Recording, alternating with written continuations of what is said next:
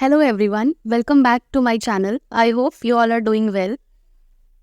So in today's video, I will discuss the molecular biology previous year questions of particularly the CG set paper of 2019. So stay tuned and do watch the video completely to gain insights of that how a question can be solved. And also I have already uploaded the cell biology PYQs of 2019 paper, so you can check it out. I will provide the link in the description box as well as in the I button. So if you like my efforts, hit the like button, and if you want more, you can comment below and please subscribe my channel for more learning.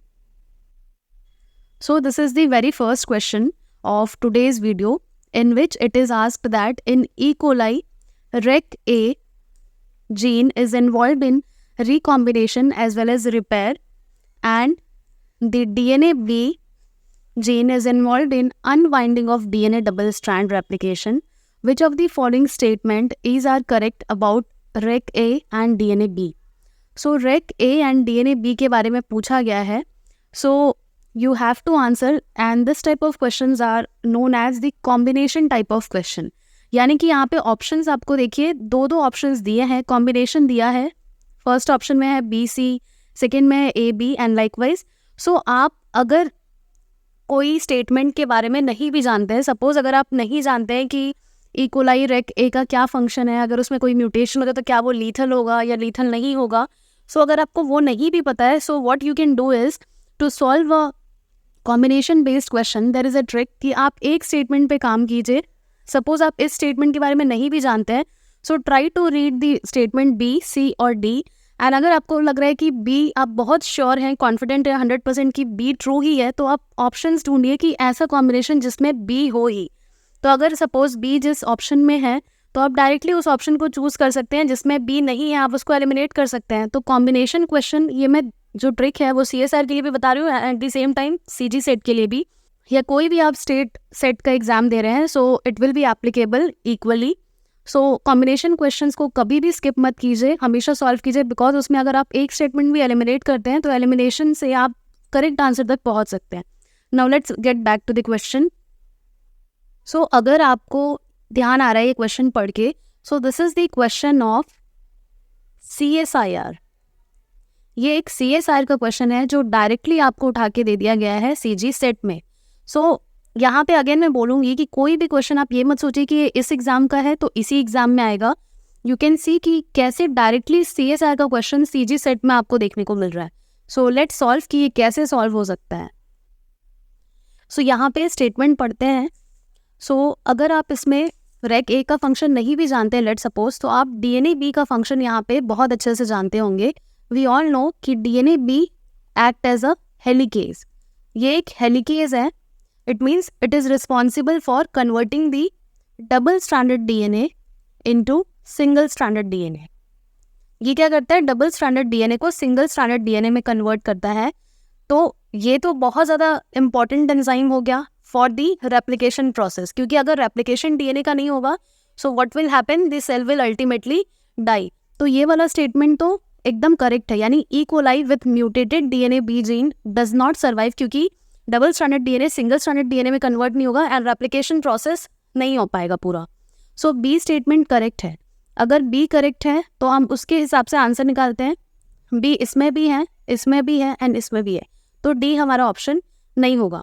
Now let's read the option C, that is DNA B after uncoiling DNA double strand prevents further reannealing at the separated strand. ये option गलत है.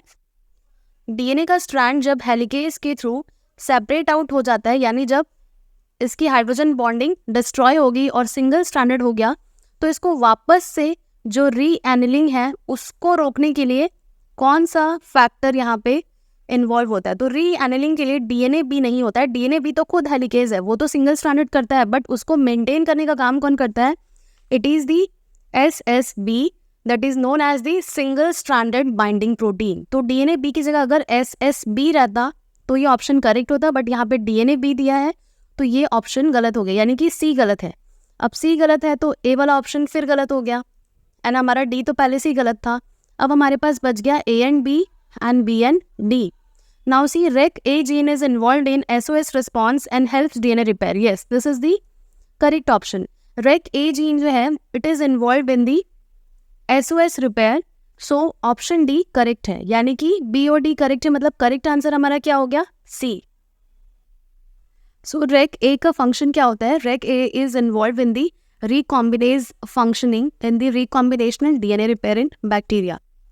So this is how we can come to the answer by the option elimination method. जो option आपको नहीं पता है उसे छोड़ दीजिए, जो ऑप्शन से आप फेमिलियर है उसको रीड कीजिए and through the option elimination you will get to the right answer. Now let's solve the second question. So this is the second question in which you have to match the components of lac operon that is listed in the column 1 with its function listed in the column 2. So this question is frequently asked in the CSIR as well. So this is an easy question. Only you have to match the exact function of the lac operon genes. So the structural gene function is to code for enzyme protein. So A का matching किसके साथ होगा, 4 के साथ होगा, A का 4. Now operator gene. So what operator do is, operator is the binding site for the repressor protein. So B का matching किसके साथ हो रहा है, फर्स्ट के साथ. Now third is promoter gene and the promoter gene is the binding site for what, RNA polymerase, यानी कि C का मैचिंग हो रहा है फिफ्थ के साथ. Now the last one that is the regulator gene. So the regulator gene codes for the repressor protein, यानी D का मैचिंग हो रहा है सेकेंड के साथ. So ऐसा ऑप्शन हमें कहाँ देखने को मिल रहा है, A का 4, B का फर्स्ट. So A का 4, B का फर्स्ट, C का फिफ्थ and D का 2 is the option D. So the correct option for this question was option D. So this was a very basic and easy question. You only have to pick out the option as per the functional. Now question number 3.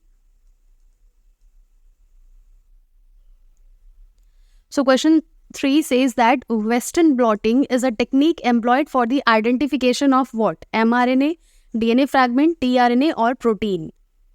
So as we all know, Western blotting is specifically for protein. So the correct option is option D. So the Western blotting is a very common and very widely used technique in the molecular biology. So it is basically for the protein separation as well as identification. So this Western blot is specifically for protein. Question number 4, which is more or less like the previous question. DNA fragment can be separated by the technique called. So just now we have read that the Western blotting is specifically for the protein separation technique. So ये वाला option तो नहीं होगा. And the Northern blotting is specifically for the RNA. And it is the Southern blotting. यानी हमारा correct option कौन सा है? Option C, that is Southern blotting, which is specifically for the measurement of the specific DNA sequences in a DNA sample. यानी Southern blot is specifically for the measurement of DNA sequences in the different DNA samples, and it involves the transferring of the DNA fragment. The DNA fragment is transferred from an electrophoresis gel to a membrane. So यहाँ पे ही हमने 3 basic question solve कर लिए कि DNA fragment से related अगर technique पूछा जाए तो it is southern blotting, and if it is RNA से रिलेटेड अगर होगा तो it is northern blotting, and if it is protein related it will be western blotting. So this question is very basic and frequently asked. I have also solved this question in my most expected series question of the DBT JRF. So the 2-dimensional electrophoresis involved what? So in the 2-dimensional electrophoresis, the first step is the isoelectric focusing, that is IEF, which is followed by the SDS page in the second step.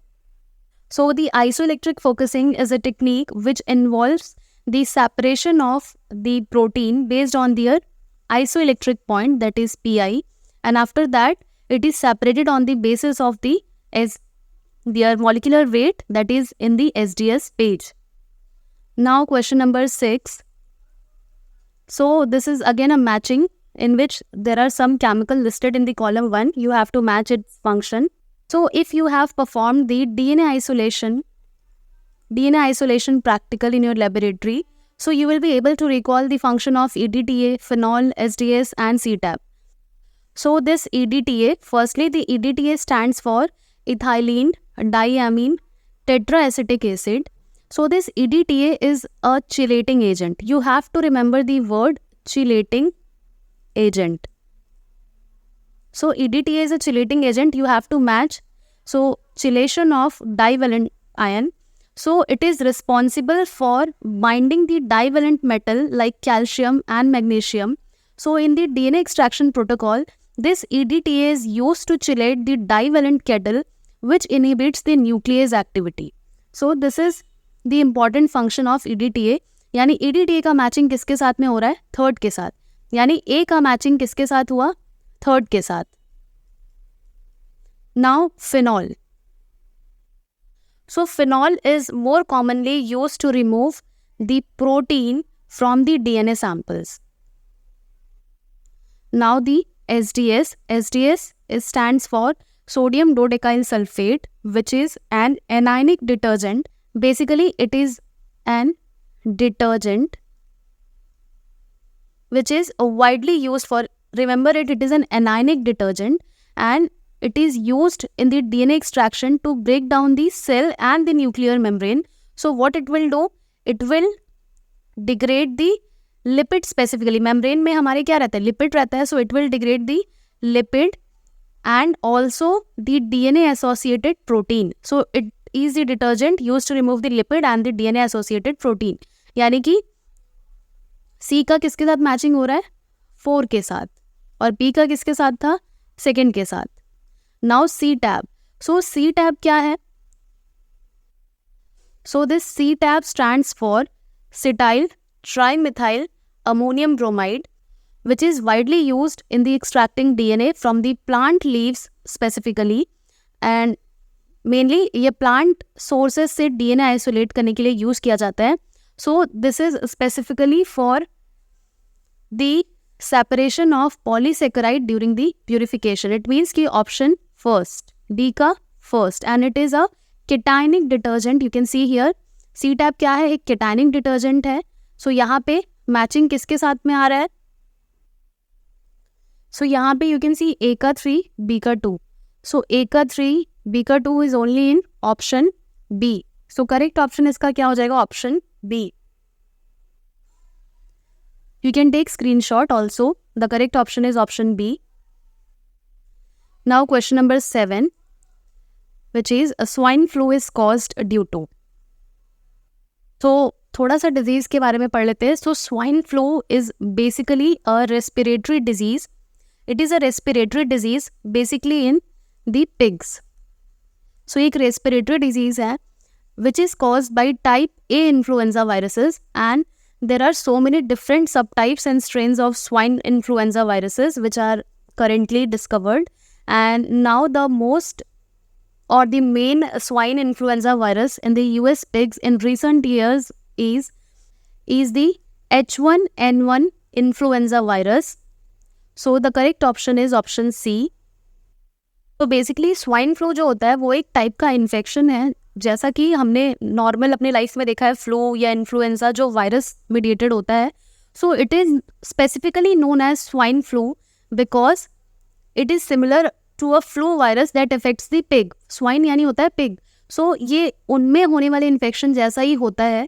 So the virus leads to a lung, basically lung disease करता है, इसीलिए से बोलते हैं respiratory disease जो pigs में होता है. Now this swine flu that is H1N1 is a respiratory infection in humans, यानी ह्यूमंस में भी वो इन्फेक्शन देखने को मिल रहा है.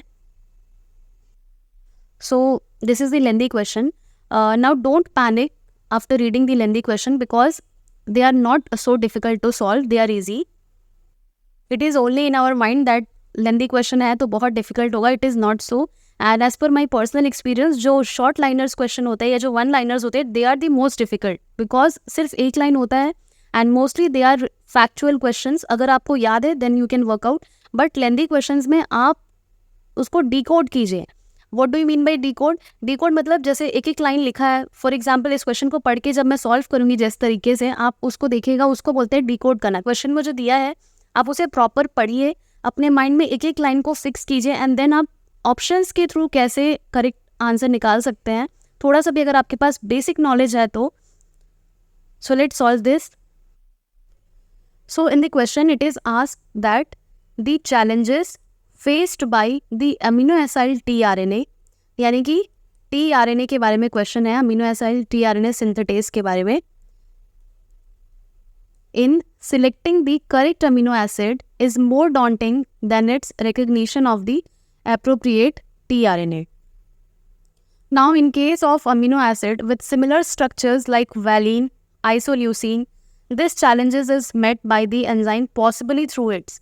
Now, question बहुत ही simple है. Question में ये बोला जा रहा है कि जो similar structure वाले amino acid होते हैं, somewhat similar होते हैं, जैसे valine, isoleucine. So, how does the amino acid tRNA synthetase recognize its specificity? यानी उसे कैसे पता चलता है कि ये valine है, उसे ही पिक करना है, ना कि वो isoleucine को पिक कर ले. So, how this is possible? Options है catalytic pocket, editing pocket, anticodon loop और the acceptor arm. तो अगेन आपको कॉम्बिनेशन टाइप क्वेश्चन है, ऑप्शंस एलिमिनेट करके करेक्ट आंसर तक पहुंचना है. सो एक कॉन्सेप्ट है जिसे कहा जाता है डबल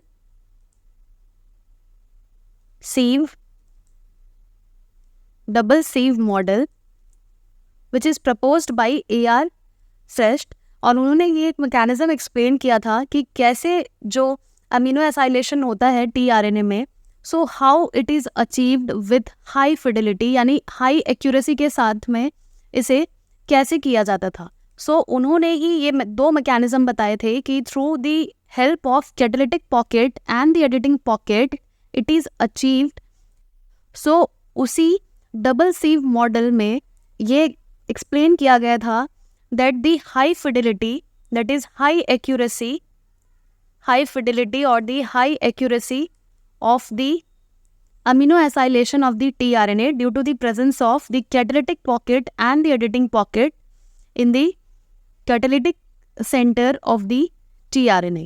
यानी the two active sites that act as a catalytic as well as the editing were proposed to function as a sieve, यानी कि एक छन्नी जैसा ये काम करता है, which allows only the correct amino acid और the smaller amino acid through the sieve. यानी कि दोनों ही चीज़ें इंपॉर्टेंट है, कैटालिटिक पॉकेट भी एंड एडिटिंग पॉकेट भी, to choose a correct amino acid by the tRNA. अब एक और क्वेश्चन यहाँ से उठ सकता है, ये जो डबल सीव मॉडल मैंने अभी बताया, this model explains the rarity of the misacylation of amino acid by proposing that an amino acid larger than the correct one is rarely activated. यानी ये जो मॉडल है डबल सीव मॉडल, सीव यानी क्या होता है, छन्नी होता है. सो छन्नी में जनरली क्या होता है, जो बड़े पार्टिकल्स होते हैं वो ऊपर ही रह जाते हैं एंड जो स्मॉलर साइज के होते हैं वो पोर्स के थ्रू फिल्टर आउट हो जाते हैं. सो इसका करेक्ट ऑप्शन क्या हो गया, ऑप्शन ए हो गया, because catalytic pocket and editing pocket both were correct. Now one more question, that is separation of protein in 2-dimensional gel electrophoresis is depends on. हमने अभी ही क्वेश्चन सॉल्व किया, आप खुद ही देख लीजिए कि कैसे क्वेश्चन एक दूसरे से रिलेटेड क्वेश्चंस आ रहे हैं. अगर अभी आपको वेस्टर्न ब्लॉट पूछा था तो आपको सदर्न ब्लॉट भी पूछा था. नाउ अभी जस्ट पूछा था कि 2-dimensional के कौन कौन से कंपोनेंट्स होते हैं. सो अगर आपने वो क्वेश्चन को पढ़ा है तो उसका आंसर आप बता सकते हैं. 2-dimensional जेल इलेक्ट्रोफोरेसिस अभी जस्ट हमने पढ़ा था कि 2D इलेक्ट्रोफोरेसिस में फर्स्ट स्टेप होता है आइसो इलेक्ट्रिक फोकसिंग, पीआई के बेसिस पे जो सेपरेशन होता है that is charge, and next क्या होता है, मास के बेस पर होता है that is through SDS page. यानी कि combining the isoelectric focusing and the SDS page gives the 2-dimensional gel electrophoresis. तो इसका आंसर क्या हो जाएगा, वेरी मच ऑब्वियस. पहले चार्ज के बेसिस पर सेपरेट करते हैं, फिर चार्ज नॉर्मलाइज करके मास के बेसिस पर जेल में रन करवाते हैं. So the correct answer is charge and the mass of the protein.